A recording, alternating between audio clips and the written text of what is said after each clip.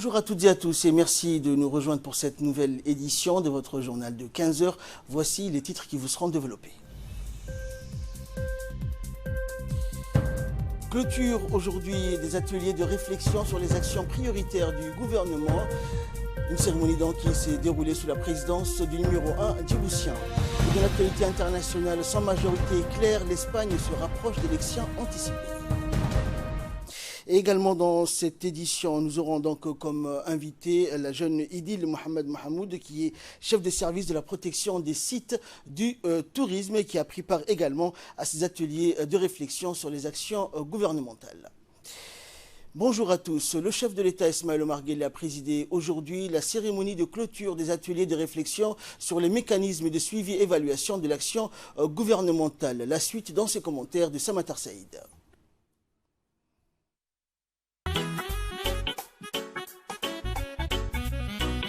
C'était aujourd'hui, après 4 semaines d'ateliers, de réflexion, en ayant sorti la restitution des recommandations sur le secteur désigné par le gouvernement.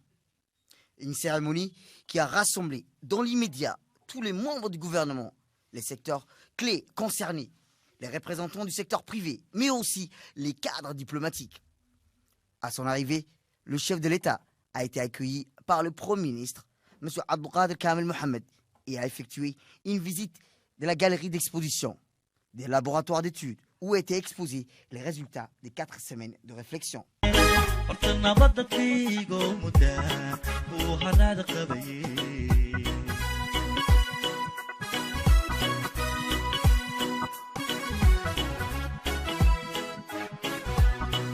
Ces 2 ateliers de réflexion ont porté sur des secteurs clés qui sont notamment l'énergie et le tourisme.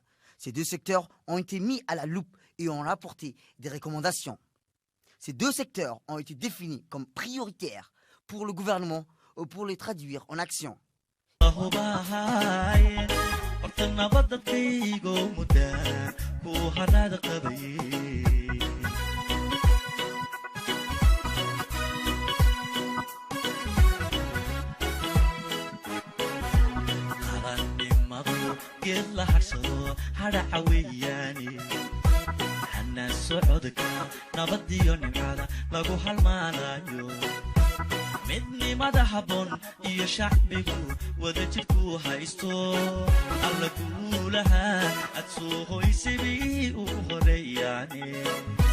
Une vision du chef de l'État fondée sur le principe de conduire l'action gouvernementale avec plus d'efficacité et de visibilité, afin de réaliser les objectifs fixés et de répondre aux attentes de la population. Des projections ont été faites portant sur le mécanisme et les recommandations qui doivent être faites pour ce que 2 secteurs puissent devenir des vecteurs clés qui contribuent à la croissance et au développement économique, mais aussi à ce qu'ils créent des emplois.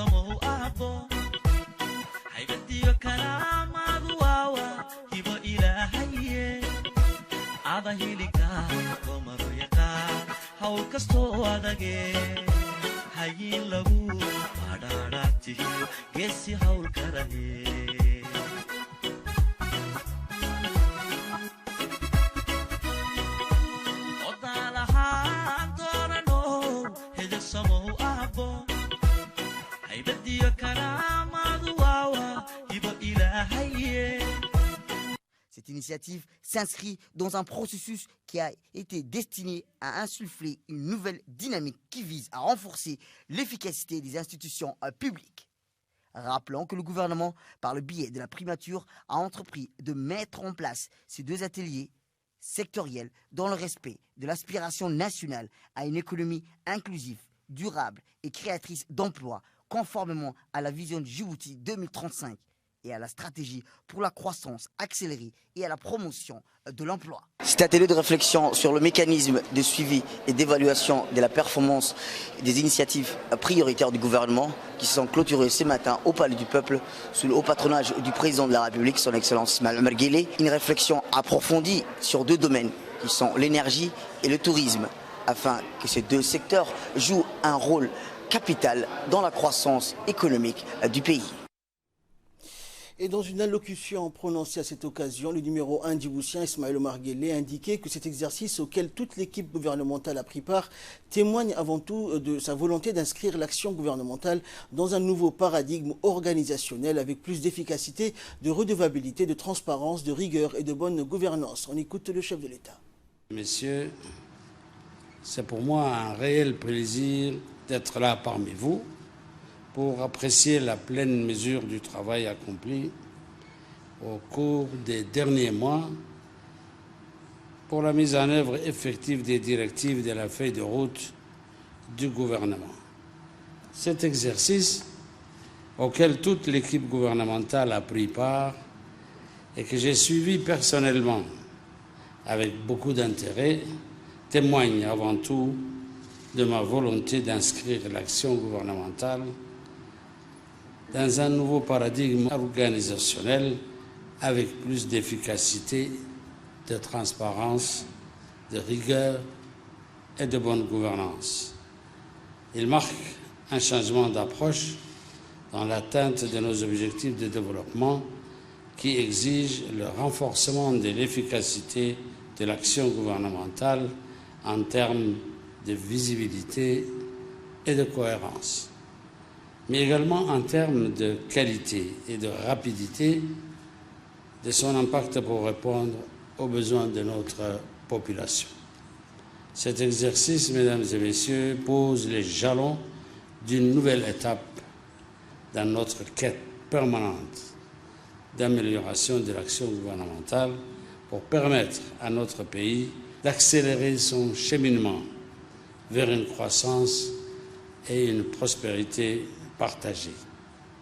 Le gouvernement doit aller au-delà de la définition des politiques et des projets et accorder une importance primordiale au suivi de leur exécution.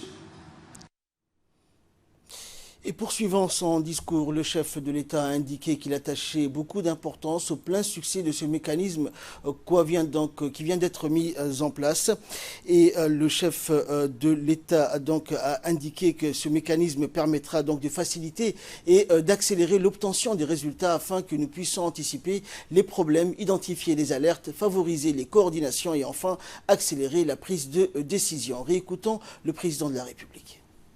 La concrétisation des résultats et l'obtention d'impact visible pour les citoyens continuent d'être nos objectifs. C'est pourquoi j'attache beaucoup d'importance à ce mécanisme que nous venons de mettre en place. Il nous permettra à terme de faciliter et d'accélérer l'obtention des résultats afin qu'ensemble, nous puissions anticiper les problèmes, favoriser les coordinations et accélérer la prise de décision.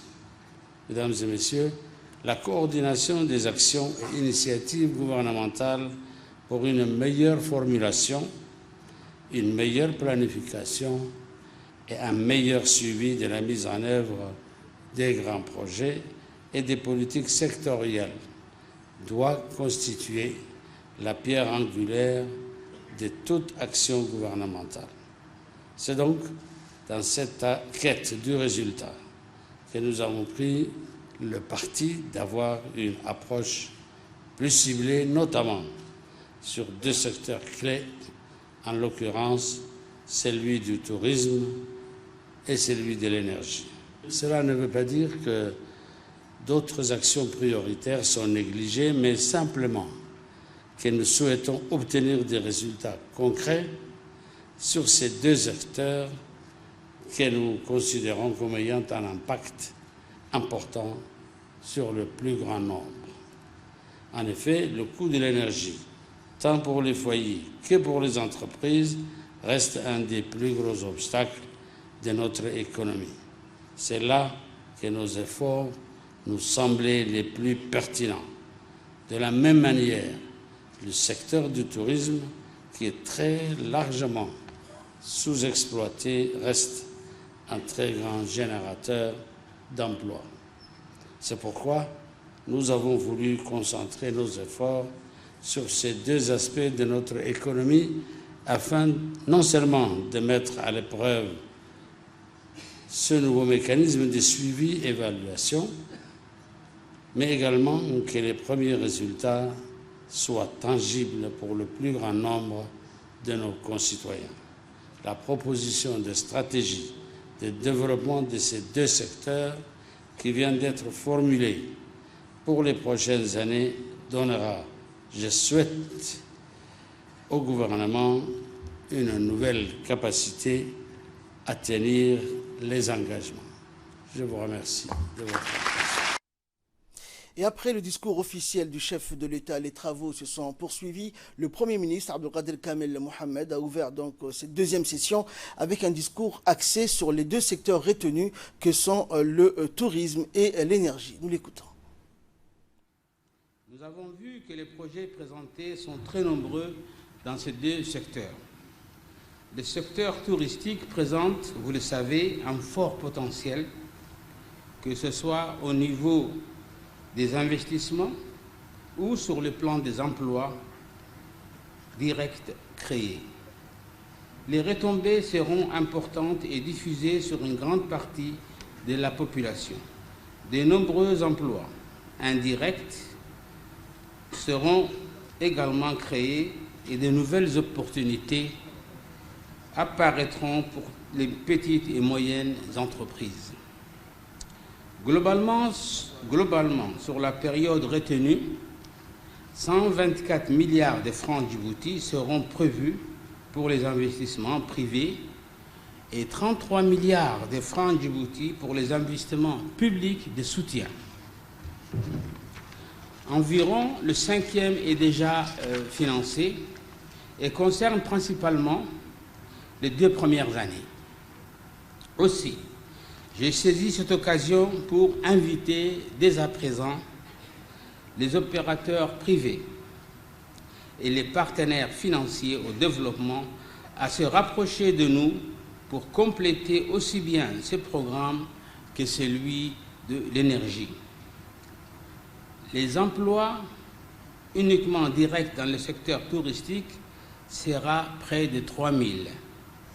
Il est possible d'imaginer que les emplois indirects seront aussi comparables. C'est aussi ce qui sera calculé précisément dorénavant. Mesdames et messieurs, pour le secteur de l'énergie, avec le développement des énergies propres, solaires, éoliennes, marines et géothermiques, nous avons vu que le total des investissements attendus sur la période quinquennale est supérieur à 130 milliards de francs djibouti. 85% environ de ce financement sera d'origine privée et près de 40% ont déjà eu un financement. Ce secteur permettra la création d'emplois directs de l'ordre de 1700, dont plus de 2 tiers seront fournis par les projets ayant acquis un financement. Il est important de noter dans ce secteur que le nombre de foyers supplémentaires qui seront connectés sur la période quinquennale 2020-2024 est de près de 100 000 pour les zones urbaines et de 15 000 pour les régions rurales. Pour revenir à ce sujet sur l'ambition du gouvernement dans ce secteur, qui est d'obtenir un taux d'électrification de 100%. La capacité additionnelle de la puissance produite sera voisine de 300 MW. Ceci permettra d'accompagner les grands projets industriels qui se dessinent à l'horizon, mais qui sortent du cadre de cette journée et que j'exposerai dans mon discours de politique devant l'Assemblée nationale. Et nous allons revenir donc sur la cérémonie de ce matin et ces ateliers de réflexion donc sur les actions gouvernementales avec nous aujourd'hui donc pour nous en parler mademoiselle Idil Mohamed Mohamoud. Bonjour. Vous êtes chef de service donc de la protection des sites touristiques. Vous êtes également en charge du volet environnemental concernant la promotion et le développement du tourisme à Djibouti. Donc merci à vous d'avoir accepté notre invitation. Alors qu'est-ce qui a été retenu donc à l'issue de ces ateliers de réflexion? Alors ce qu'il faut savoir, c'est que du 18 août au 12 septembre 2019, il y a eu d'intenses travaux d'échange et d'analyse qui ont été réalisés grâce au concours de chacun des participants issus des différentes institutions sectorielles, du secteur privé et avec l'appui d'un cabinet de conseil malaisien. Et ce, sous l'égide de son Excellence, Monsieur le Premier ministre, Monsieur Abdelkader Kamil Mohamed. Et cette journée de clôture, aujourd'hui, c'était une cérémonie de clôture des laboratoires du tourisme et de l'énergie. Et ça s'est déroulé sous la houlette de son Excellence, Monsieur le Président de la République de Djibouti, Monsieur Ismaël Omar Guelleh. Et de ma part, en tant que participante au laboratoire du tourisme, il s'agissait donc d'exposer les diverses orientations retenues lors de ces ateliers de travaux. Et tout en restant objectif, il a été étalé les nouveaux projets identifiés. 21 projets ont été identifiés. Et les opportunités en vue, mais également les investissements nécessaires et estimatifs, ainsi que l'impact positif en matière d'employabilité dans le pays. Donc ce qu'il faudrait souligner aussi en conclusion, c'est que le secteur privé est fortement encouragé dans la stimulation du secteur du tourisme et de l'hôtellerie, et bien évidemment le secteur public garantira son soutien. Alors quelles sont les perspectives donc à venir pour le secteur du tourisme précisément? Les perspectives à venir sont la création de ces nouveaux projets, déjà de les mettre en place, de capter un investissement privé et de créer de plus d'emplois dans ce secteur. Oui, justement, ce secteur va créer un peu plus d'emplois et plusieurs secteurs donc seront touchés par ce projet. Donc. Par ce projet, évidemment, oui. Le secteur du tourisme, en partant des agences de voyage, les guides, et puis en développant ces structures touristiques autour des principaux sites touristiques identifiés, les communautés locales environnantes pourront profiter de ces projets. D'accord. Donc aujourd'hui, vous avez fait donc des recommandations concernant le domaine touristique devant le président de la République et les membres du gouvernement ainsi que les invités. Qu'est-ce qui en est sorti? Quels sont les principaux points que l'on pourrait aborder maintenant? Alors les principaux points qu'il faudrait retenir, c'est déjà les 21 projets identifiés, mais aussi les catalyseurs qui permettront à la pleine réalisation de ces projets. Donc on avait retenu 4 catalysateurs à la fin des travaux de réflexion, qui était la connectivité, c'est-à-dire l'actuel aéroport international de Djibouti ne peut recevoir le nombre de touristes qu'on estime avoir jusqu'à 2024, mais aussi le développement d'infrastructures, la facilitation du processus d'allocation des terres et en même temps de booster notre marketing digital afin de rendre Djibouti plus visible au niveau international. Merci. Donc, Idil, je rappelle que vous êtes chef de service de la protection des sites touristiques, également de la promotion et du développement du tourisme à Djibouti. Merci d'avoir répondu à nos questions et d'avoir accepté notre invitation. Également dans l'actualité, donc le ministre des Affaires étrangères et de la coopération internationale, porte-parole du gouvernement, Mohamed Ali Youssouf, a réuni aujourd'hui l'Institut d'études diplomatiques et les ambassadeurs des pays amis et frères accrédités à Djibouti. L'objectif de cette réunion était de solliciter leur soutien pour le poste de membre non permanent du Conseil de sécurité pour la période 2021-2022. Élément de réponse avec Hamza Mohamed. Djibouti, qui était également en lice pour les postes de membres non permanents du Conseil de sécurité pour la période 2021-2022, a rejeté catégoriquement le lendemain la décision de l'Union africaine donnant victoire le Kenya. C'est pour cette raison que le ministre des Affaires étrangères et de la coopération internationale, porte-parole du gouvernement Mohamed Ali Youssouf, a réuni aujourd'hui à l'Institut d'études diplomatiques les ambassadeurs des pays amis et frères accrédités à Djibouti. Le ministre a sollicité dans son discours les ambassadeurs accrédités à Djibouti de soutenir la candidature de la République de Djibouti lors des élections qui auront lieu à l'Assemblée générale à New York en juin 2020. Il a rappelé que la République de Djibouti n'a cessé de promouvoir chaque jour la paix et la stabilité de la région. Cette réunion fait partie des efforts diplomatiques de la République de Djibouti ayant pour objectif d'affirmer sa candidature au poste membre non permanent du Conseil de sécurité. Djibouti bénéficie de nombreux pays amis de par le monde et en particulier les pays africains, membres de l'OCI et de la Ligue arabe, dont à leur tête le Royaume de l'Arabie saoudite, qui ont affirmé leur soutien total à la République de Djibouti à ses postes. Hamza Mohamed au ministère des Affaires étrangères. Et voilà donc, c'était l'appel à prière d'Al-As. Nous retrouvons la suite de notre édition. Nous étions donc à l'Institut des études diplomatiques où le ministre des Affaires étrangères s'est réuni donc avec les ambassadeurs des pays amis et frères donc accrédités à Djibouti. Je vous propose de suivre son intervention. Qui sous-tendent à la candidature de Djibouti au Conseil de sécurité des Nations Unies pour la période 2021-2022. Notre région de la Corne de l'Afrique demeure la région du continent qui a connu le plus de troubles et de crises ces 30 dernières années.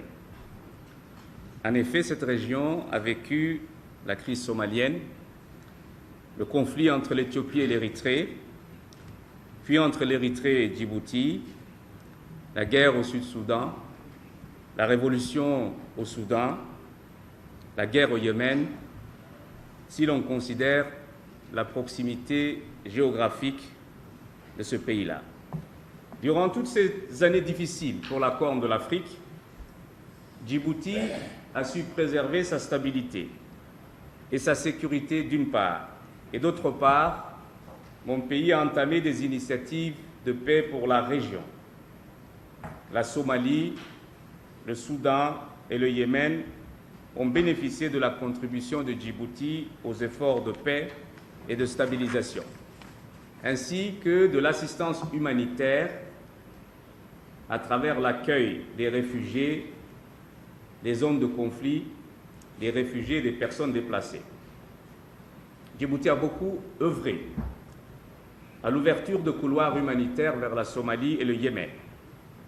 Par ailleurs, force est de constater que la contribution de Djibouti à la lutte contre la piraterie, le trafic humain et le terrorisme reste une contribution appréciée par toute la communauté internationale. Si nous accueillons des forces étrangères sur notre sol, c'est d'abord et avant tout pour rehausser notre niveau de participation à cet effort global d'éradication de la menace terroriste et d'une meilleure sécurisation de la route maritime la plus fréquentée au monde, à savoir le détroit de Bab el-Mandeb. Si nous avons décidé de poursuivre notre quête de ce siège non permanent au Conseil de sécurité des Nations Unies pour la période 2021-2022, c'est parce que toutes les raisons évoquées nous indiquent que le moment est venu pour Djibouti de prendre cette responsabilité de participation à l'effort global et collectif de paix à travers le monde.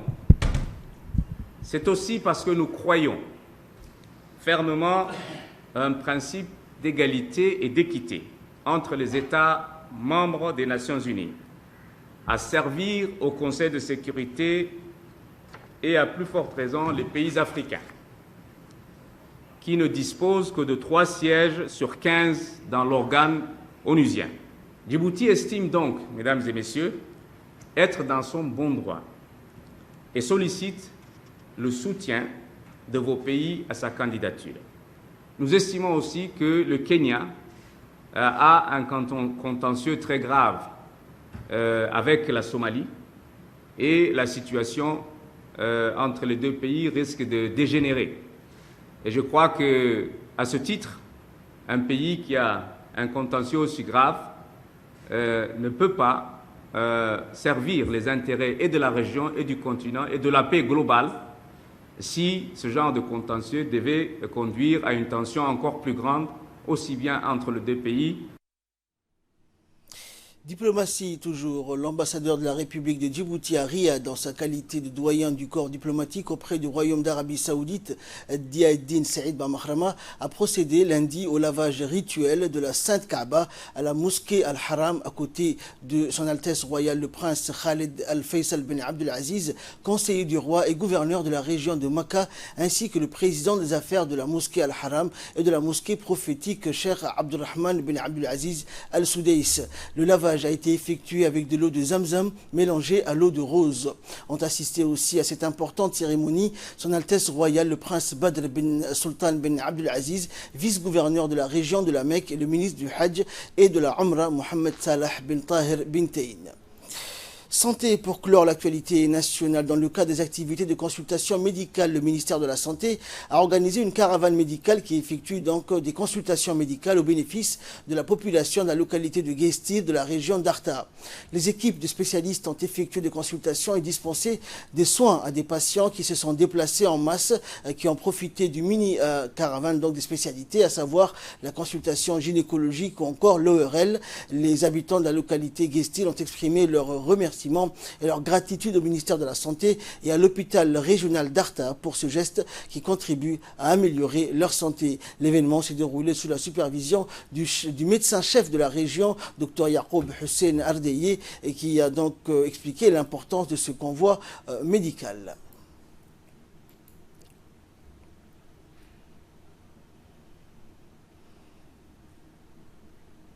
Vivant dans les localités les plus éloignées des zones rurales.